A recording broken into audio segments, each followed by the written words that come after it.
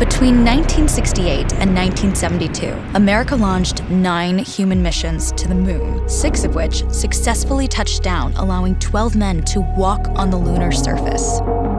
NASA's next chapter of lunar exploration, called Artemis, has the task of not just going to the moon to create a long-term human presence on and around it, but also to prepare for ever more complex human missions to Mars. In short, everything we must be able to do here, we must first do here. So, what will an Artemis mission look like?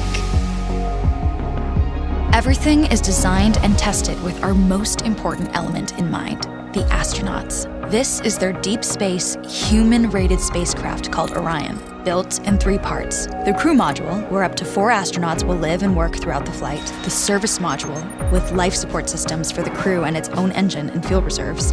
And a launch abort system, with engines capable of pulling the crew module to safety during launch should anything go wrong. To accomplish the task of launching our crew and heavy payloads, NASA is building the Space Launch System, comprising of a cargo hold, an exploration upper stage, a massive core stage, and 2 extended solid rocket boosters. Altogether, this is the world's most powerful rocket, and it exceeds the legendary Saturn V of the Apollo era in numerous ways. Sitting on the launch pad, the entire rocket, fully fueled, weighs just over 6 million pounds, 5.2 million of which is just the fuel.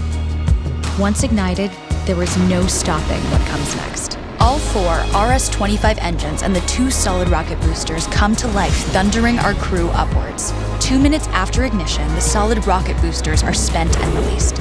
8 minutes after launch, the core stage is depleted and separated. The upper stage fires briefly, placing Orion into a parking orbit around the Earth. Here, the crew reconfigure the spacecraft and check systems to confirm everything is ready for deep space travel. With a go from mission control, the crew reignite the exploration upper stage engines to leave Earth entirely. The exact timing of this maneuver is critical to reach a speed that can escape Earth's gravitational pull, but also put Orion on a course that will intersect the moon days later. Once this burn is complete, the upper stage of the SLS is jettisoned and the crew aboard Orion coast for several days toward all that awaits them at the moon. Approaching the moon, we see the fundamental differences between Artemis and Apollo.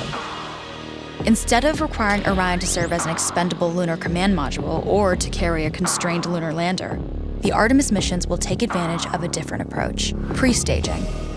Everything needed for lunar missions will be positioned in advance by commercial and international partners. This includes rovers, science experiments, and human-rated systems on the surface. But it also includes a dedicated lunar station in orbit around the moon called Gateway. Here at this station, we can pre-stage a robust lunar lander and establish a strong communications relay. Designed with open standards, the Gateway can be expanded as new missions and partnerships develop, allowing multiple human missions on the moon at the same time and enabling ongoing science to be conducted even between human missions. The Gateway is also capable of adjusting its orbit to allow access to every part of the moon, something the Apollo missions could not do. But the real key in this approach is placing Gateway in a unique halo orbit to perfect the maneuvers needed for Mars missions. And with the growing list of commercial and international opportunities, Gateway is the ideal hub between Earth and all that lies beyond. Returning to our crew as they approach Gateway, the Orion must match the elliptical orbit of the station in order to successfully dock. Once on board, pre-selected crew members transfer to the lunar lander, while those assigned to Gateway remain on station.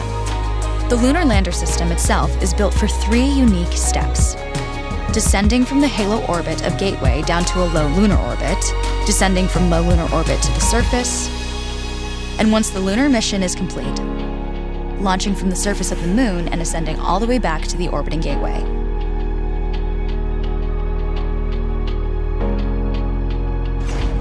Once back aboard the Orion spacecraft and undocked from Gateway, the crew fire their engine once to break out of the halo orbit and once again to sling the spacecraft around the moon, placing it on a multi-day trajectory back towards Earth.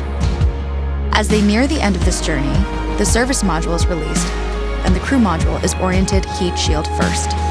Entering Earth's atmosphere at 25,000 miles per hour, the friction of air slows Orion considerably, while also subjecting it to temperatures of 5,000 degrees.